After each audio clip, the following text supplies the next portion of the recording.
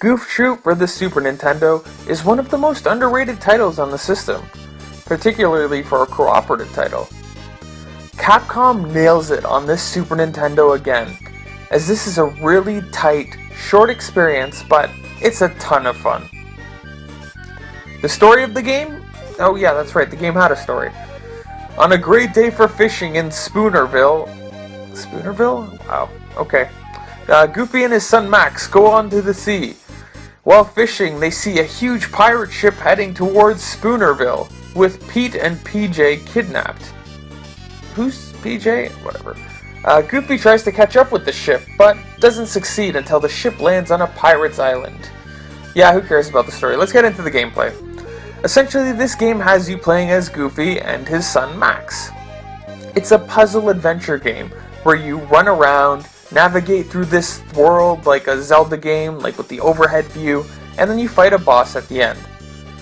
Like the original Donkey Kong Country, you have the two characters and kind of the two archetypes. So Goofy is the bigger guy who can take more hits while dishing out more damage, while the smaller Max is more agile but not as bulky. The whole crux of this game is the two-player mode, where you and a friend have to work together to solve these puzzles and take out enemies. A cool feature of this game is that if one player loses all their lives, they can respawn with 3 more if the surviving player can move on to another screen. However, if both players lose their lives on the same screen, then it's game over. The game is all about navigating this wacky world, finding items, and reaching the end. Interestingly, you don't have any weapons to take out enemies, but you have to use things like blocks, and you get some nifty tools like a grappling hook that help you navigate the world and get around enemies. Thus, there's a lot of working with your partner to solve problems. And although there isn't anything here that will blow your mind, what you get is just some really plain, good fun Capcom puzzles for the Super Nintendo, and they're really well done. Probably my biggest complaint about this game is that it's pretty short, and I guess another complaint would be the lack of difficulty.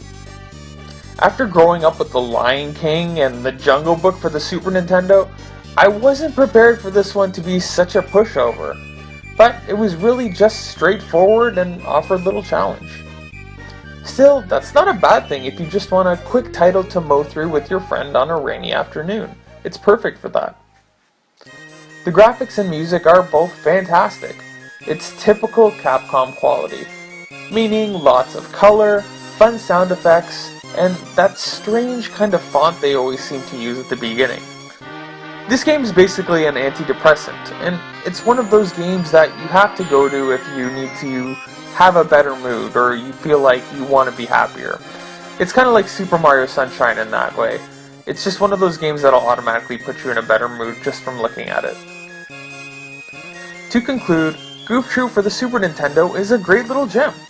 It doesn't break any new ground, and it's really short and easy, but it was clearly made with a ton of quality and a ton of heart.